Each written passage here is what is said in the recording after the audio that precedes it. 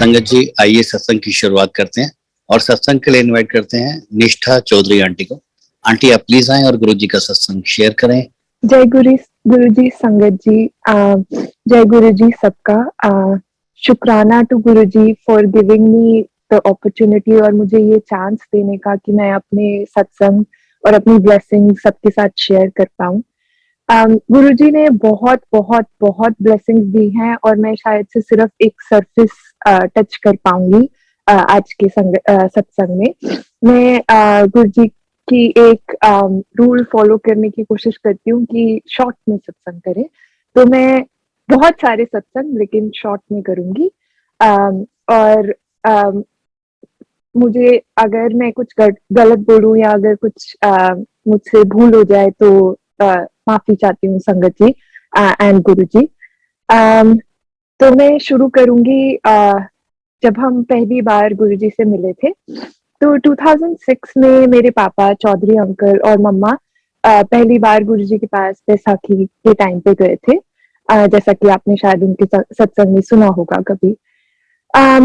तो वो पहली बार खुद अकेले गए थे बिना मेरे और मेरे भाई के, और कुछ टाइम तक वो अकेले ही जाते रहे, शायद 1-2 महीने तक, और बहुत लेट वहां से आते थे। बट हमें बताते थे कि हम ऐसे गुरुजी के पास जा रहे हैं, वहां लंगर मिलता है, शब्द मिलते सुनने को मिलते हैं वगैरह, सब कुछ डिस्क्राइब करते थे, लेकिन हमें लेके नहीं गए कुछ टाइम तक। उस कुछ टाइम के बाद उन्होंने कहा चलो अब तुम्हें भी लेके चलते हैं। तो पहली बार जब मैं गई वहां पे तो बाहर खड़े थे हम लाइन में, और पापा ने मुझे कहा कि ये बहुत पावरफुल गुरुजी है बेटा, आपको कुछ भी मांगना हो तो आप इनसे मांग लेना। तो मेरे दिमाग में थोड़ा सा ऐसे था कि जैसे जनरली मंदिर जाते हैं, कुछ गुल्लक में पैसे डाले, मांग लिया भगवान से, दिया नहीं दिया कुछ फर्क नहीं पड़ता। तो उस तरह उसी एटीट्यूड के साथ में मैंने सोचा कि कुछ मांगना है। तो मैं टीनेजर थी उस टाइम, 12th स्टैंडर्ड में थी, तो फेस पे पिंपल्स वगैरह होते थे, तो मैंने सोचा कि ये मांग दूंगी कि ये पिंपल्स हटा दे।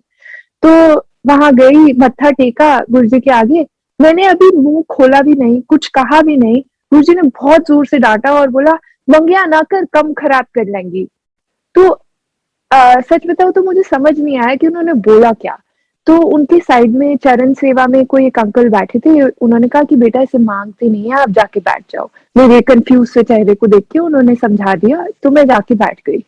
फिर थोड़ी देर बाद मुझे रियलाइज हुआ कि उन्होंने क्या कहा था, तो मुझे लगा कि डांट क्यों रहे हैं, मतलब नहीं देना था तो नहीं देंगे। इतनी भी कोई बड़ी बात नहीं थी, पता नहीं क्यों डांट रहे हैं। बट अब जैसे जब मैं पीछे देखती हूँ और सोचती हूँ उस बारे में, तो मुझे रियलाइज होता है कि गुरुजी के मुंह से निकला एक एक शब्द कितना इम्पोर्टेंट होता है। और वो अगर कुछ देंगे तो वो सच में देंगे, और फिर यू नो कितना ट्रू रहेगा वो हर एक एक शब्द। तो मेरा मांगना और उनका देना लाइक पैरेलली चलते, तो इसलिए उन्होंने मुझे डांटा कि मांगो नहीं। तो पहली बारी गए तो उस टाइम पे मुझे शब्द बहुत अच्छे लगे, लंगर बहुत अच्छा लगा। ये बहुत अच्छा लगा कि इंडिया में किसी मंदिर में इतना डिसिप्लिन फॉलो हो रहा था, और गुरुजी पूरे एकदम अलग टाइप का सब कुछ एनवायरनमेंट था।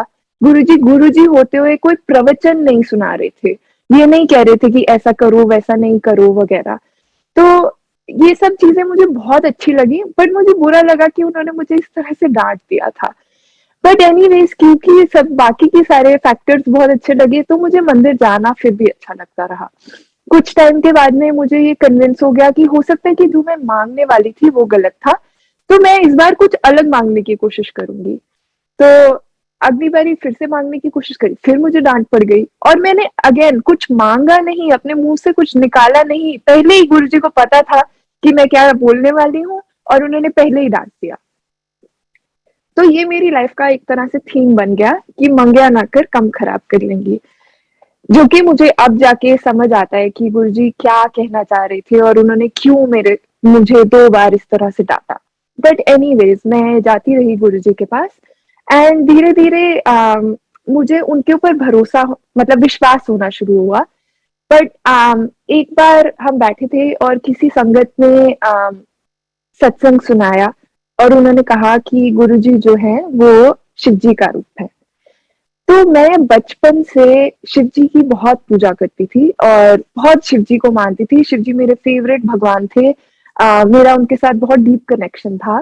तो मुझे ना थोड़ा-सा ऐसा लगा कि ये किसी इंसान को, ये अंकल या आंटी जो भी थे, वो ऐसे शिव जी से क्यों कंपेयर कर रहे हैं? तो बट मैंने सोचा कि चलो मैं टेस्ट करके देखती हूँ कि गुरुजी सच में शिव जी हैं या नहीं है। अगेन मेरा थोड़ा बचपना सा था, तो अ, मैंने पहले जब हम मंदिर में बैठे थे तो गुरुजी दूसरी तरफ कहीं देख के किसी से बहुत सीरियस कॉन्वर्सेशन में बहुत सीरियस फेस बना के कुछ बात कर रहे थे और मैं ऑपोजिट डायरेक्शन में बैठी हुई थी। तो मैंने कहा, मन में सोचा कि आप शिव जी हैं तो आप हमारी सारी बातें सुन सकते हैं, तो आप मेरी तरफ देख के स्माइल कीजिए। आप मानेंगे नहीं, मिली सेकंड्स के अंदर अंदर गुरुजी ने एकदम से मेरी डायरेक्शन में देखा और बहुत प्यारी सी स्माइल दी। तो मैं एकदम डर गई कि ये क्या हुआ, और मैं नीचे छुप गई दूसरे लोगों के आसपास। बट फिर थोड़ी देर बाद मैंने अपने आप को कन्विंस कर लिया कि नहीं नहीं, ये तो कोइंसिडेंस था। ऐसा मैंने 2 बार करा, 2 बार गुरुजी ने मेरी बात मान ली। um, उसके बाद मैंने फिर से सोचा कि अच्छा ये लास्ट टेस्ट है, कि हर बार जब मैं और मेरा भाई गुरुजी के मंदिर जाते थे तो गुरुजी ना लंगर की फर्स्ट राउंड लंगर के बाद हमें घर भेज देते थे। पर जब भी मम्मी पापा जाते थे तो बहुत लेट तक रुकते थे। तो उस दिन मैंने सोचा कि अगर आज गुरुजी हमें 12 बजे तक रोकेंगे तो मतलब कि वो सच में शिव जी का रूप है, सच में मेरी हर बात सुन सकते हैं। और लाइक आज से मैं ये बात पक्का पूरी तरह से मान लूंगी, कोई और टेस्ट नहीं लूंगी कि वो शिव जी हैं। और उस दिन गुरुजी ने सच में हमें 12 बजे तक रोका, और सिर्फ रोका ही नहीं, मुझे ये पूरी तरह से इंडिकेट करा कि मैं जानता हूँ कि तुम्हें 12 बजे तक रुकना था। इस तरह से कि जब मैं मत्था टेकने के लिए गई, जब उन्होंने पहले एक बार रोका, फिर एक टाइम पे आके उन्होंने बोला चलो, तो हमारी फैमिली को बुलाया, तो मम्मी पापा दोनों गए, कुछ नहीं कहा गुरुजी ने। जैसे ही मैंने मत्था टेका तो अपनी साइड में किसी को, किसी संगत को से बात करते हुए बोलते, और फिर बज गए 12, हो गया तेरा हैप्पी बर्थडे। तो वो उस संगत को बर्थडे विश कर रहे थे, बट दूसरी तरह से मुझे बता रहे थे कि मैं 12 बजे तुम्हें वापस भेज रहा हूँ। एंड उस दिन के बाद से मुझे पूरी तरह से भरोसा हो गया कि ये शिव जी ही है। और मुझे थोड़ा सा डर सा लगने लग गया कि अब मुझे जब भी मैं मंदिर में बैठी हूँ तो अपने थॉट्स एकदम क्लियर रखने हैं, ऐसे कुछ गड़बड़ नहीं सोच सकती मैं, ताकि क्योंकि गुरुजी हर एक एक बात मेरी सुन रहे हैं। बट ऑल्सो मुझे गुरुजी की ये बात बहुत अच्छी लगी कि मेरी इतनी बचपने वाली बातों में भी उन्होंने पार्टिसिपेट किया, और सिर्फ उस टाइम ही नहीं, मेरी पूरी लाइफ वो ऐसी छोटी छोटी सी जो मैं बातें सोचती रहती हूँ उसमें पार्टिसिपेट करते रहते हैं। तो उसके बाद मैं 12th स्टैंडर्ड में थी, जैसा कि मैंने कहा। तो गुरुजी ने मुझे 12th में, जैसे बच्चों को होता ही है थोड़ा सा नर्वसनेस कि मेरे अच्छे मार्क्स आए और ये सब, तो गुरुजी ने मुझे मेरे बोर्ड के एग्जाम स्टार्ट होने से पहले सैटरडे, यूजुअली हमारी फैमिली संडे को जाती थी, बट हमने स्पेशल परमिशन ली और मैं सैटरडे को गई। उस दिन गायत्री आंटी जिन्होंने हमें पहली बार गुरुजी से मिलवाया था, उनके साथ स्पेशली, ताकि संडे को मैं आराम से रेस्ट कर सकूं, और मंडे से मेरे एग्जाम स्टार्ट होने वाले थे। तो गुरुजी ने ब्लेसिंग्स करी, मुझे बोला कि, और मतलब मुझसे बात करी कि कौन सा एग्जाम है, अच्छा चलो ऐश करो, ब्लेसिंग हो गई।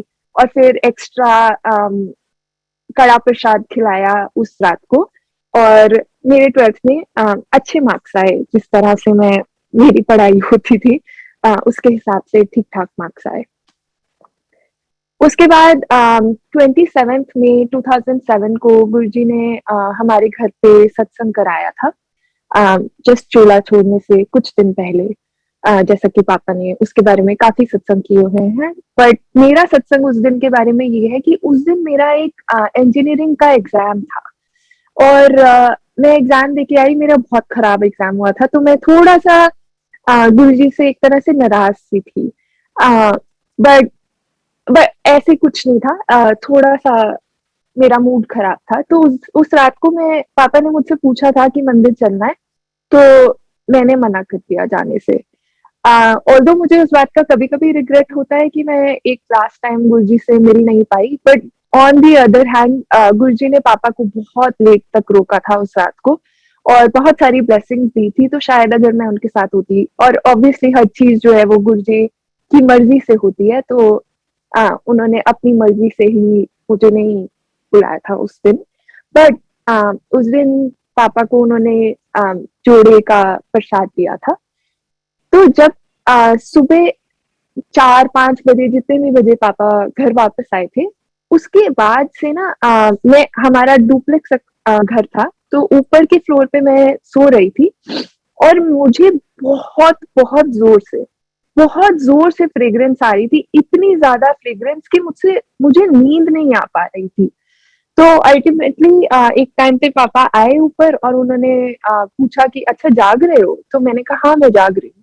तो उन्होंने कहा आओ मैं दिखाता हूँ मुझे क्या मिला है। तो उन्होंने मुझे बताया कि जोड़े का प्रसाद मिला है और तब मुझे समझ आया कि इतनी स्ट्रॉन्ग फ्रेग्रेंस मुझे कहाँ से आ रही थी।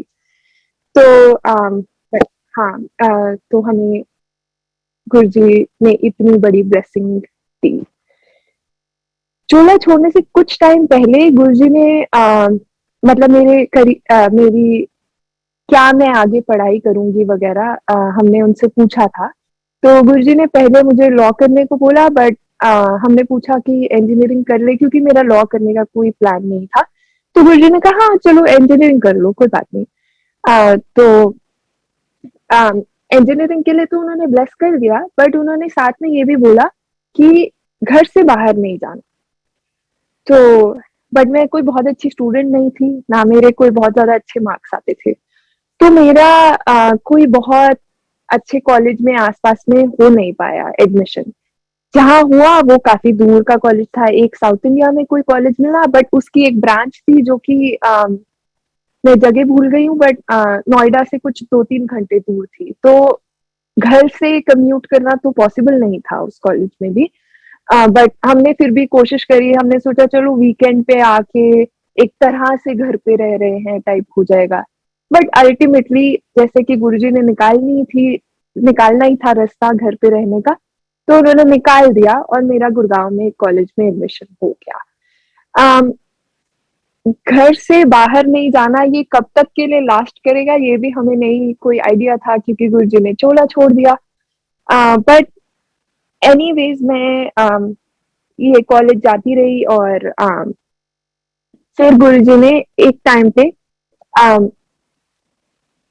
मेरे थर्ड ईयर में कॉलेज के एक जो हमारी स्ट्रीम की बेस्ट कंपनी थी वो आती थी थर्ड ईयर में। वो कुछ स्टूडेंट्स को, पहले जो टॉप 40 स्टूडेंट्स होते थे उनको एक स्पेशल प्रोग्राम में डालती थी, और पूरी हिस्ट्री में सिर्फ वही जो 40 स्टूडेंट्स होते थे उनमें से ही कोई एक कुछ बच्चे उस कंपनी में काम करने के लिए अल्टीमेटली सिलेक्ट होते थे। मेरा रैंक 41st था और मैं सिर्फ कुछ बहुत कम मार्क्स से उस प्रोग्राम में क्वालिफाई होने में रह गई। तो जिस दिन ये सारी बात मुझे पता लगी उस दिन गायत्री आंटी मुझे पिक करने आई थी कॉलेज से। तो उन्होंने मुझसे ऐसे ही पूछा और फिर कैसा चल रहा है कॉलेज वगैरह। तो मैं एकदम से रो पड़ी कि ऐसे से था और मेरा सिलेक्शन नहीं हुआ, मैं बहुत कम मार्क्स से रह गई। मैं बहुत दुखी थी।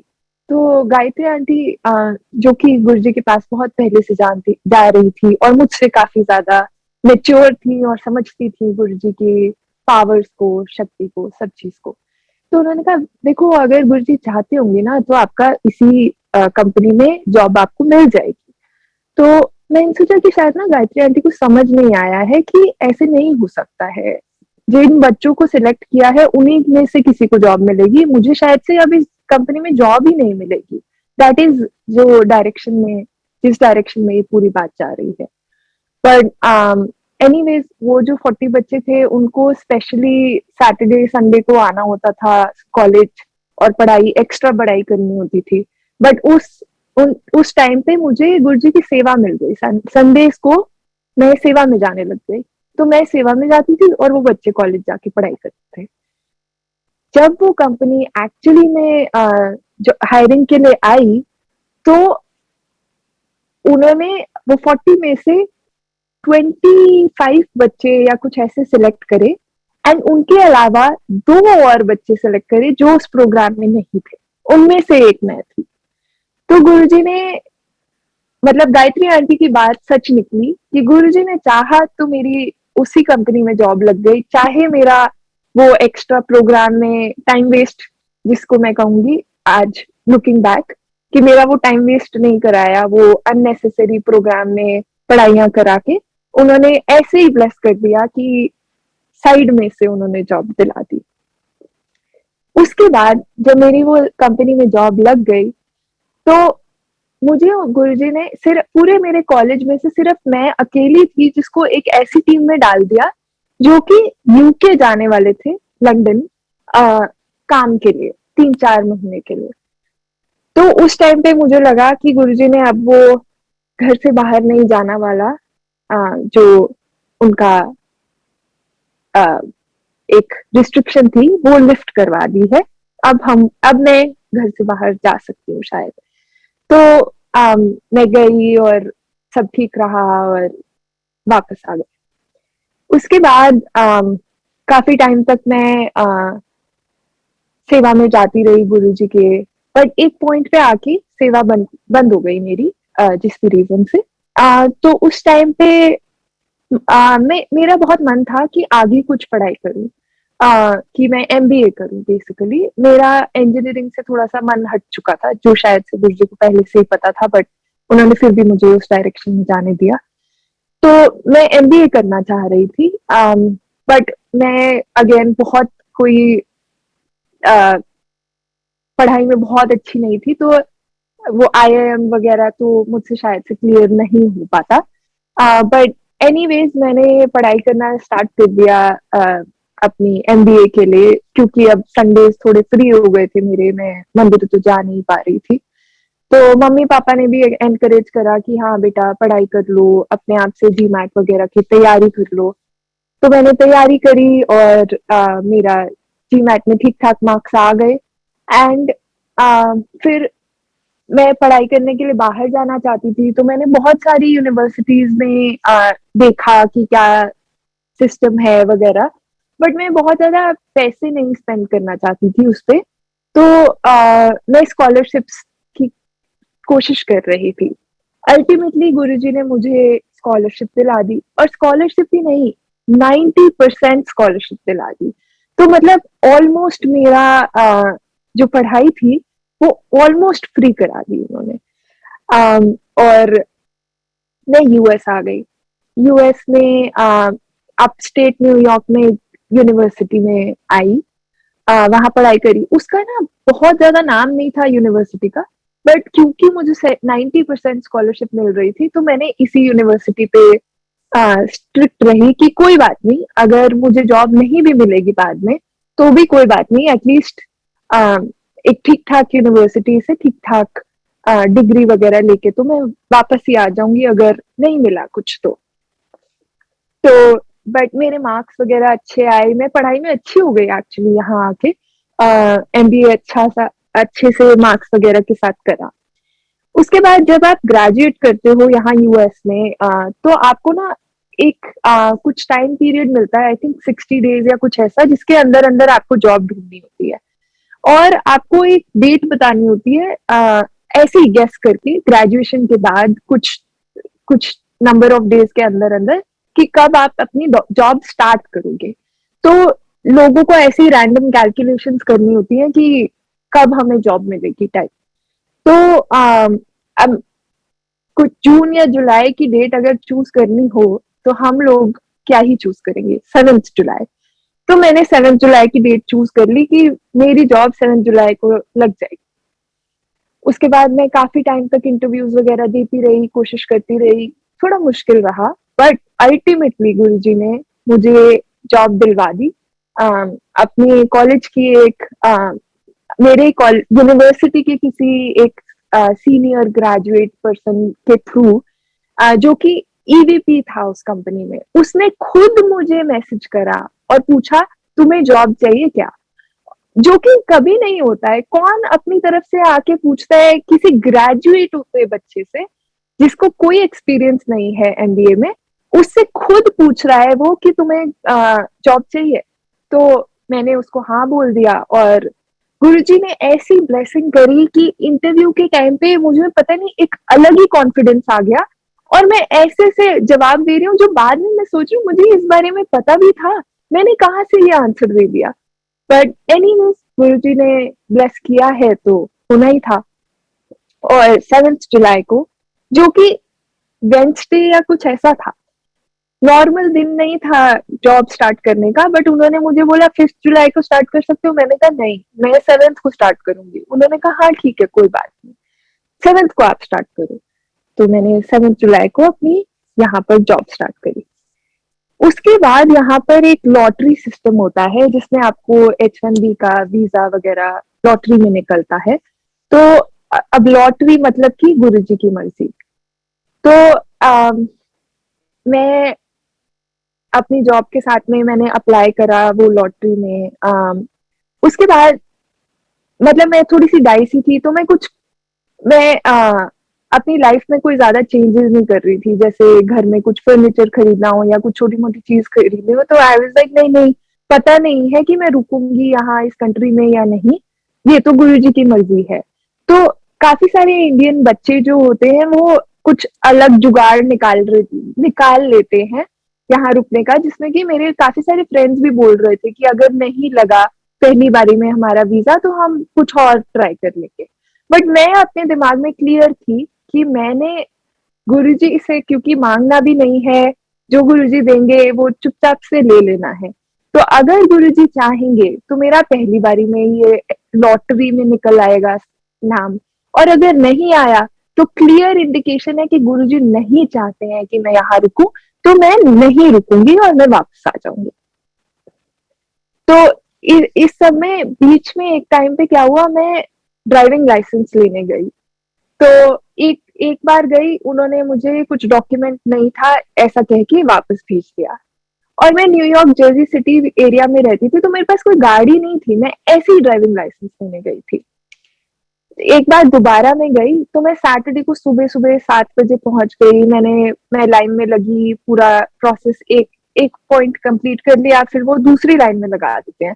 बट वो 12 बजे तक उनका विंडो जो है वो क्लोज हो जाता है।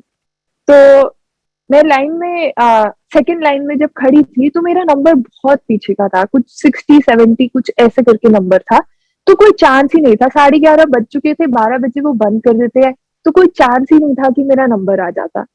मैं लाइन में खड़े होके गुरुजी को पूछ रही थी कि गुरुजी अगर आज मेरा लाइसेंस नहीं मिला तो मैं दोबारा नहीं आ रही यहाँ पे। ये एक तरह से मेरे लिए इंडिकेशन हो जाएगा कि मैं वापस घर जा रही हूँ, मेरा H1B नहीं लगेगा। और मतलब मैं थोड़ी सी ऐसे ही मन में सोच रही थी, बट मैं ये भी साथ में सोच रही थी कि मैं ये आधा घंटा भी यहाँ खड़ी रहूं या मैं घर चली जाऊं अभी। बट मैंने कहा चलो कोई बात नहीं गुरुजी, मैं 12 बजे तक पूरा वेट करूंगी लाइन में खड़े होके, ताकि ऐसे नहीं कि मैंने पहले गिव अप कर दिया। बट अगर मेरा ड्राइविंग लाइसेंस नहीं बना आज, तो एक तरह से मेरे दिल में मुझे एटलीस्ट एक इंडिकेशन हो जाएगी कि मेरा शायद यहाँ पे टाइम खत्म होने वाला है यूएस में। इतने में कोई बंदा आया, वो मेरे आगे पीछे लोगों से पूछ रहा है आपका नंबर क्या है, आपका नंबर क्या है, आपका नंबर क्या है। और एकदम से मेरे पास आया, बोलता आपका नंबर ये है। मैंने कहा हाँ। उसने कहा आपको मेरे से स्विच करना है, मेरा नंबर पता नहीं उसने क्या बोला था, बट कुछ बहुत आगे का नंबर बताया उसने, ऐसे 15-16 कुछ ऐसे बताया। तो ऐसा कौन करता है, रैंडमली आके उसने मेरे साथ नंबर स्विच कर लिया और मैं आगे लाइन में लग गई और मेरा लाइसेंस बन गया उस दिन, जबकि मुझे कोई जरूरत नहीं थी लाइसेंस की। मैं ऐसे ही गुरुजी के साथ में बातें कर रही हूँ और गुरुजी इतने प्यारे कि वो मेरी उन बातों को सुन भी रहे हैं, उस पर रिस्पॉन्ड भी कर रहे हैं। किसी रैंडम बंदे को भेज भी दिया उन्होंने और मेरा लाइसेंस भी बनवा दिया। उसके बाद मुझे लगा कि शायद मैं यहाँ पे थोड़ा और टाइम रुकूंगी इस कंट्री में, और ऑब्वियसली मेरा H1B लग गया यहाँ और मैं चलती रही आगे। और मेरी job New York new Jersey area में लगी थी, जहाँ गुरुजी की संगत इतनी सारी है और इतनी हेल्पफुल, इतनी प्यारी है। उन्होंने मुझे हर टाइम साथ दिया। जो गुरुजी ने कहा था घर से बाहर नहीं निकलना, मुझे ऐसा लगता है कि यहाँ पर रहते हुए मैं घर से बाहर नहीं निकली, बस मेरे रिश्तेदारों के चेहरे बदल गए हैं। संगत इतनी प्यारी। यहाँ एडिसन में मंदिर है। जब मेरे पास गाड़ी नहीं थी, लाइसेंस का गाड़ी नहीं थी, तब हमें एक आंटी मिली एक दिन, पिंकी आंटी, संगत में। उन्होंने मुझे घर छोड़ा एक दिन। उसके बाद से उन्होंने अपनी एक ड्यूटी बना ली। मुझे हर संडे को पिक करते थे, हर संडे को ड्रॉप करते थे घर तक। और ये प्रोसेस पूरे 2-3 साल तक चलता रहा, अंटिल वो कहीं दूर शिफ्ट हो गए मंदिर से ऑपोजिट डायरेक्शन में। तब तक वो मुझे रोज लेके आते थे, रोज हर संडे लेके आते थे, वापस छोड़ते थे। और बहुत प्यारा एक रिश्ता सा बन गया था उनके और उनकी फैमिली के साथ। कभी कभी थर्सडे को भी मैं उनके साथ मंदिर जा पाती थी। तो गुरुजी ने हमेशा मुझे अपने साथ बहुत स्ट्रांगली कनेक्टेड रखा। उसके बाद जब वो आंटी कहीं मूव हो गए, तो एक दूसरे आंटी मिल गई जिनके पास गाड़ी थी। फिर वो रेनू आंटी जो मुझे लेके आती रही, लेके वापस जाती रही। जब तक मेरे पास गाड़ी नहीं थी, मुझे गुरुजी ने अपनी संगत के थ्रू मंदिर बुलाते रहे, वापस ले जाते रहे। उसके बाद अभी रिसेंट टाइम में और भी गुरुजी ने मुझे ये दिखाया कि कैसे संगत जो है वो मेरी एक फैमिली है। 2021 में मैं मतलब हम लोगों ने डिसाइड करा कि मैं शादी करना चाहती थी। तो जो लड़का है वो भी यहीं रहता है। और बट जब से मैं छोटी थी, तब से मेरा एक बिलीफ था कि शादी छोटी सी होनी चाहिए, सिर्फ क्लोज फैमिली के साथ होनी चाहिए। बहुत बड़ा फंक्शन वगैरह जैसे बहुत दिखावा करते हैं लोग, वो सब नहीं चाहिए था मुझे। मुझे बहुत छोटी सी शादी चाहिए थी, जिसमें बहुत बहुत क्लोज, सिर्फ फैमिली मेंबर्स और सिर्फ क्लोज लोग आए, और बहुत सारे कोई अननोन लोग ना पहुंचे। एंड ताकि बस एक इच्छा थी इस तरह की। तो 2021 में हमने जब शादी का सोचा, तो कोविड का टाइम चल रहा था, तो थोड़ा सा पहले ही माहौल थोड़ा ठीक ठाक नहीं था। तो एक पहले हमने डेट पे सोचा था शादी करने का, बट फ्लाइट्स वगैरह नहीं चल रही थी, कुछ नहीं था, तो उस चक्कर में हम नहीं कर पाए। फिर नवंबर में पता लगा कि यूएस की फ्लाइट्स खुल गई हैं इंडिया से। बट मेरा और मेरे हस्बैंड, जो अब हस्बैंड है, दोनों का उस टाइम पे वीजा स्टैंपिंग वगैरह का कुछ चक्कर चल रहा था, तो हम इंडिया नहीं जा पा रहे थे। तो सबने मिलकर डिसाइड करा कि यहीं न्यू जर्सी में शादी कर लेते। तो उस टाइम पे एक्चुअली न्यूज में सिर्फ इतना आया था कि नवंबर में फ्लाइट्स खुलेंगी। उन्होंने कोई डेट नहीं बताई थी किस डेट पे, बट हमें प्लानिंग करनी थी, तो ऐसे ही हमने डेट चूज करी 14 नवंबर। ऑब्वियसली गुरुजी ने ब्लेस करा था, तो 9 नवंबर को फ्लाइट्स खुल गई। और मेरे मम्मी पापा और मेरे हस्बैंड के मम्मी पापा सब लोग ट्रैवल करके आ पाए। इवन दो शुरू में पहले थोड़ा सा कंफ्यूजन चल रहा था कि ये वैक्सीन वो वैक्सीन अलाउ होगा नहीं होगा, सारी बातें इधर उधर वो हो रही थी, बट गुरुजी ने ब्लेस करा है तो होना ही था। तो सब लोग आ पाए शादी में। सिर्फ यही नहीं, शादी पूरी की पूरी गुरुजी और गुरुजी की संगत ने ही करवाई। गुरुजी की संगत में मंदिर में शादी हुई। बत्रा अंकल ने पूरी अरेंजमेंट्स में पूरा का पूरा ध्यान करा, और सब कुछ संगत के मेंबर्स ने ही प्लानिंग करी। मैंने ना, मेरे पेरेंट्स ने ना, मेरे हस्बैंड के पेरेंट्स ने, हम सब लोगों को कुछ नहीं पता था कि कैसे शादी होने वाली है, क्या होने वाला है, सेटअप क्या रहेगा, कहाँ क्या कर रहे हैं, कुछ आइडिया नहीं था। सब कुछ 100% प्लानिंग गुरुजी की संगत ने करवाई। एक आंटी ने पूरा का पूरा मेहंदी का फंक्शन खुद ऑर्गेनाइज कराया, हमसे कोई हेल्प नहीं मांगी, ना मेरे मम्मी पापा से, ना मुझसे, ना मेरे हस्बैंड से, बिल्कुल कुछ हमने कोई पार्टिसिपेशन नहीं करी। आंटी ने पूरा सब कुछ असेंबल करा। बत्रा अंकल ने पूरी सारा सेटअप मंदिर के अंदर और जहां हमारी रिसेप्शन होनी थी वहां का सब कुछ उन्होंने डिसाइड करा, और सब कुछ उन्होंने बहुत बहुत ब्यूटीफुली, जैसे कि मैं उनकी खुद की बेटी हूँ, उस तरह से उन्होंने पूरी अरेंजमेंट्स कराई, इतने दिल के साथ, इतनी एनर्जी के साथ, इतनी हेल्प करी कि मुझे ऐसा लगा कि लिटरली फैमिली मेंबर्स भी शायद से इससे ज्यादा इतना नहीं कर पाते जितना यहाँ की संगत के लोगों ने हमारी हेल्प करी, हमारा सब कुछ अरेंजमेंट्स कराया। एंड जब मैं इंडिया में थी और गुरुजी ने चोला छोड़ दिया था, उस टाइम पे मुझे कभी कभी बहुत, जब मैं किसी संगत की शादी में जाती थी तो कभी कभी बहुत ना अजीब सा फील होता था कि जब मैं शुरू में मंदिर जाती थी और सत्संग सुनती थी लोगों के, और लोग बताते थे, जैसे जो जो कई कई सालों से गुरुजी के साथ जुड़े होते थे, तो वो बताते थे कि हमारी पूरी लाइफ में किस तरह से गुरुजी ने उन लोगों की हेल्प करा, कैसे उनकी शादी हुई या बच्चों की शादी हुई या बच्चे हुए या जो भी हुआ, पूरी लाइफ टाइम जो थी वो गुरुजी ने अपने हिसाब से प्लान करी, कैसे गुरुजी हर एक एक स्टेज में इन्वॉल्व थे, कितने लोगों की शादी गुरुजी ने अटेंड करी। तो वो सब मैं सत्संग सुनती थी, तो उस टाइम पे मैं ऑटोमेटिकली एज्यूम करती थी कि ऑब्वियसली मेरी शादी में गुरुजी आएंगे। बट अब जब उन्होंने चोला छोड़ा तो मैं बहुत कभी कभी उदास सा फील करती थी कि मतलब अब गुरुजी तो है नहीं, तो वो कैसे आएंगे। बट गुरुजी ने मेरी शादी में मुझे दिखाया कि कैसे वो आए।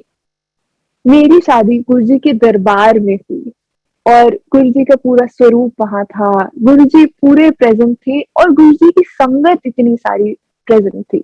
उसके अलावा सारी संगत में इतनी खुशी और इतनी एनर्जी थी जो कि जब मैं छोटी थी तो मैं सोचती थी कि कोई बाहर के लोग नहीं आने चाहिए, बट संगत जब आई तो मुझे रियलाइज हुआ कि ऐसे बाहर के लोग जिनको शायद मैं पर्सनली नहीं जानती, बट जो गुरु परिवार का पार्ट है, ऐसे लोग आए मेरी शादी में, इतनी खुश रहे, इतने अच्छे से उन्होंने सेलिब्रेट करा कि मुझे बहुत बहुत ब्लेसिंग्स हैं गुरुजी की।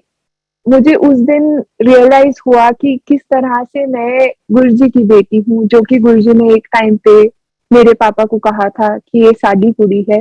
ये बात मुझे उस दिन अच्छे से नजर आई कि गुरुजी ने सच में मुझे अपनी बेटी माना है, सच में वो मुझे बहुत बहुत प्यार करते हैं।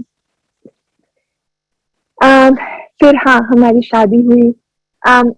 और उसी टाइम पे जब हमारी शादी का प्लानिंग चल रहा था, उस टाइम पे गुरुजी ने एक और चीज मेरी लाइफ में चेंज करी, मेरी जॉब नहीं उन्होंने दिलवा दी, और उसका टाइमिंग उन्होंने इतना परफेक्ट रखा कि शादी के टाइम पे मेरी कोई जॉब नहीं थी और मैं एकदम फ्रीली घूम सकती थी, but at the same time मुझे पुरानी जॉब से कुछ सैलरी वगैरह एडजस्टमेंट की वजह से वो आ रही थी। तो ऐसा भी नहीं था कि मुझे कोई स्ट्रेस था, बट एकदम फ्री माइंड से मैं अच्छे से सब कुछ एंजॉय कर पाई, और गुरुजी ने एकदम परफेक्टली हर चीज प्लान करी उस पर्सपेक्टिव से। उसके बाद अभी रिसेंटली और मेरे भाई की भी शादी होनी थी उस टाइम पे, एंड अगेन मेरा वो H1B स्टैंपिंग का कुछ इशू चल रहा था, तो ऑब्वियसली मेरा भाई चाहता था कि मैं उसकी शादी अटेंड करूं, और क्योंकि वो वीजा स्टैंपिंग के लिए डेट्स वगैरह का सब कुछ इतना चक्कर चल रहा था, तो कोई प्लानिंग नहीं हो पा रही थी। तो एक दिन मैं और मेरा भाई बात कर रहे थे, तो मैंने उसको बोला कि यार तुम लोग डिसाइड कर लो डेट, और गुरुजी की मर्जी है, अगर उन्होंने चाहा तो मैंने आना ही है, हम दोनों ने आना ही है, मेरे हस्बैंड ने और मैंने, हमने आना ही है, तो हम डेट डिसाइड कर लेते हैं, फिर गुरुजी पे छोड़ देते हैं कि क्या होगा। तो डेट डिसाइड हो गई शादी की उनकी, और एज गुरुजी's विश हमें H1B की स्टैंपिंग की डेट मिली, एकदम परफेक्टली सब कुछ हम कर पाए, एकदम टाइम पे मैं अपने भाई की शादी पे पहुंच पाई, अपना स्टैंपिंग करवा पाई। इनफैक्ट मैं गुरुजी का मंदिर खुला था अभी जब शिवरात्रि पे, तो उस दिन मैं पहले दिन जिस दिन खुला मंदिर उस दिन जाके गुरुजी की ब्लेसिंग्स भी लेके आ पाई और और फिर होली भी सेलिब्रेट कर पाई अपनी फैमिली के साथ आफ्टर सो मेनी इयर्स। तो गुरुजी हर एक छोटी से छोटी और बड़ी से बड़ी बात में मेरी लाइफ में पार्टिसिपेट करते हैं और मेरी जिंदगी का जो उन्होंने एक थीम दिया था कि मंगया ना कर कम खराब कर लाएंगी, उस पे बहुत अच्छी तरह से मैं चल पा रही हूँ अभी तक कि मैं गुरुजी से कुछ मांगती नहीं हूँ, पर जो मैं सोचती हूँ उससे कई कई कई ज्यादा गुरुजी मुझे ब्लेस कर देते हैं। तो अब जब मैं पीछे मुड़ के देखती हूँ और सोचती हूँ इस बारे में कि गुरुजी ने मुझे डांटा था कि मंगया ना कर कम खराब कर लेंगी, उसका क्या मीनिंग था? उसका मीनिंग ये था कि मुझे नहीं पता है कि गुरुजी मुझे कितना कुछ देना चाहते हैं, कितनी बड़ी चीजें देना चाहते हैं और मेरी सोच नहीं पहुंच पाएगी उस तक। तो इसलिए गुरुजी ने मुझे डांटा था और बोला था कि मंगया ना कर कम खराब कर लेंगी, तुम तुम्हें नहीं पता है कि तुम्हें क्या मिलना है और मैं जानता हूँ कि कितना कुछ तुम्हें मैं दे सकता हूँ अगर तुम मांगना छोड़ दो तो। तो इस वजह से मैंने ये पूरी पॉलिसी अडॉप्ट कर ली है अपनी जिंदगी में कि मैं गुरुजी से कभी कुछ नहीं मांगूंगी और गुरुजी मुझे ब्लेस करते रहेंगे। um, बस अभी के लिए इतना ही और थैंक यू और शुक्राना टू गुरुजी कि उन्होंने मुझे अब तक ब्लेस किया है और मैं बहुत बहुत उनसे बस यही प्रार्थना करती रहती हूँ कि आगे भी मेरी जिंदगी में बस ब्लेसिंग देते रहें और सब कुछ ठीक रखें और नहीं भी ठीक रखे तो बस मेरा हाथ थामे रहें और मेरे साथ चलते रहें और आ, बस अपने अपने पास रखें, अपनी संगत के पास रखें, अपनी ब्लेसिंग्स मुझे देते रहें। जय गुरु जी।